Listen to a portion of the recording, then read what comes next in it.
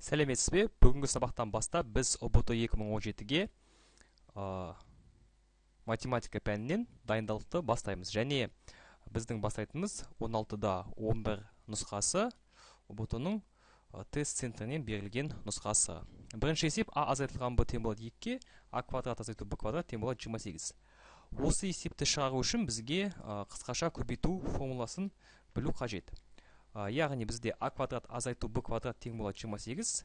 Қысқаша көбейту формуланы білсек, а азайтылған б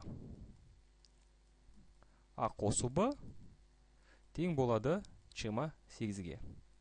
А азайтылған б деген сол 2 көбейтілген а қосу б жақшада тең болады 28. Енді 2-ден құтылу үшін 2 жағын 2-ке бөлейік. 2 мен 2 қысқалып кетеді. 28 бөлінген 2 тең болады 14. А қосу б тең болады 14. Және біз осыны қайтадан пайдаланамыз. А азайтылған б тең болады 2-ге. Яғни осы жүйені біз шешу үшін теңдіктің оң және сол жағын қосып жібереміз.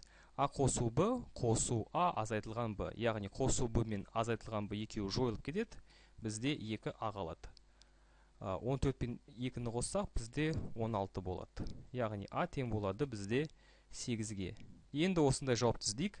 А тең болады 8-ге, яғни осы С жауабы.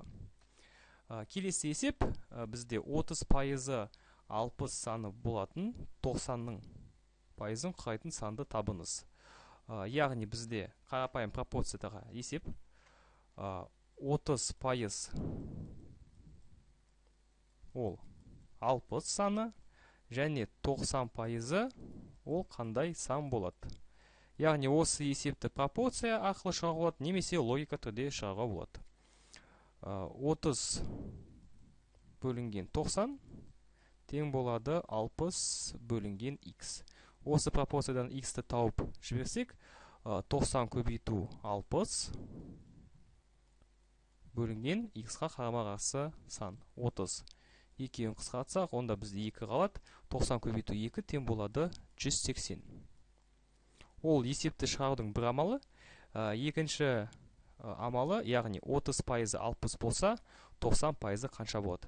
Яғни 90 30-дан 3 есе көп, яғни 60-тан 3 есе көп сан, ол бізде 180 саны болып шығады. Енді келесі есепті шығарып көрейік. Опа.